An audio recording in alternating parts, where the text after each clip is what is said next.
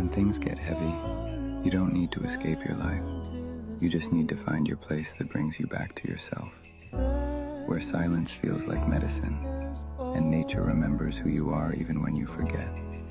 A still lake, a morning breath, the sound of nothing, but saying everything.